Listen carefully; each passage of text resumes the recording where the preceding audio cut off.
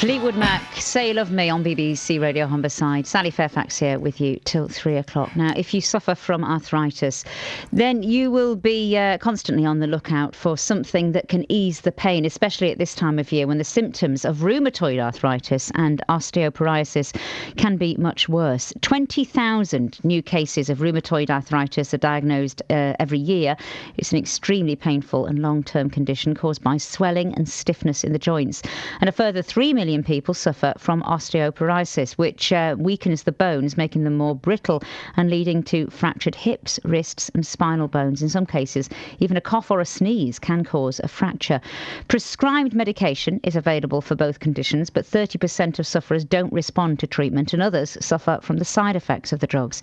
It's against this background that natural alternatives are now gaining popularity, and there's some solid scientific evidence which suggests that there is a good reason for that. Let's speak now to Schoefield from Royal Holloway University's Biomedical Science Department. Good afternoon. Good afternoon, Sally. Thank you very much for having me. Just to make a small correct change there, because I am the founder of a company called Bioturm, .co.uk. We are going to be working in partnership with London Royal Holloway University on a project from next year onwards. But that is who I am.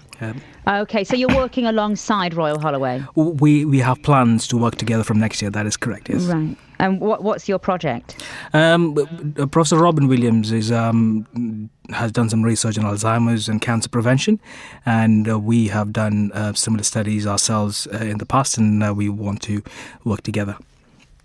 And you want to look at something that can ease the pain of arthritis? The project with London Royal Holloway University is completely different. That is on Alzheimer's and cancer prevention. But today we had to talk about arthritis and the other conditions that we can help with. It's a very common problem, isn't it? I think everybody knows somebody who suffers from some kind of arthritis, and yet there isn't something to help. That is correct, Sally. In the UK, more than 10 million people have arthritis, and unfortunately the condition is expected to rise. There are more than 100 types of arthritis, but the most two common types are osteoarthritis and rheumatoid arthritis. And the reason that they're expected to rise, I suppose, is because we're living longer? Not really. It's mostly to do with chronic inflammation, which is the root cause of these diseases. And that tends to happen when you have an unhealthy diet, lifestyle, and that sort of thing, yeah. So there is a way then, in theory, to try and prevent getting arthritis, to try and stop yourself getting it? Yes, is the short answer, but it's a bit more complicated than that. There's no magic pill. Let me get that straight out of the way. Okay, to say that, if anybody says that is actually incorrect. It doesn't work that way. We come actually from the Indian science of medicine called Ayurveda, which has been practiced for more than 6,000 years. Yeah. In Ayurveda, there's treatments for chronic diseases. But it's a bit more complex because in every case is different. Special consultations required, and it is mostly on the basis that your food is your medicine. That is a fundamental philosophy of Ayurveda. So it wouldn't be correct to say then that you could go into a health food shop and ask somebody for something that is meant to help with arthritis, because everything is individual? Yes and no, in the sense arthritis is a complex disease, but to take a single supplement and expect it to work is the wrong way to go about it. So what advice can you give to people who are thinking of taking a natural alternative because they feel that they're not getting results from prescribed medication, or that they're suffering too badly from side effects? Sally, what we bring to the table is we've done a clinical study on people suffering from rheumatoid arthritis, osteoarthritis.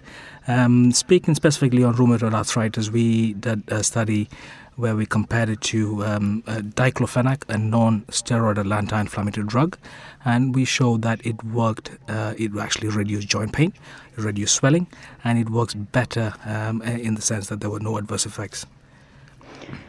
But that's a prescribed drug?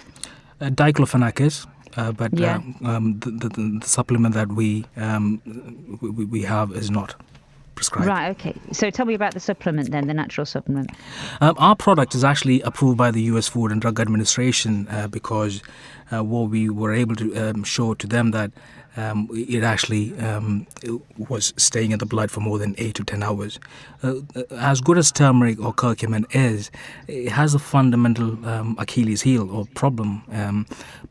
The curcuminoids, the active molecules of turmeric, are essentially polyphenols. Essentially, think of them like oil pigments. Because we humans are 60% water, these compounds don't mix. As you can imagine, oil and water don't mix. So to solve that problem, what we found, it actually took 12 years of extensive research to get this done. So we've mixed the essential oils of turmeric, incorporated within the curcuminoids, basically enhancing the availability of these polyphenols to stay in the blood for more than 10 hours. So the US Drug Administration thought it warrants recognition and give us a patent for investigational Alzheimer's therapy. Turmeric has been widely talked about, I think, hasn't it, recently, because it meant to be good for people who are at risk of developing Alzheimer's. But you're saying that it's also good for people who have arthritis.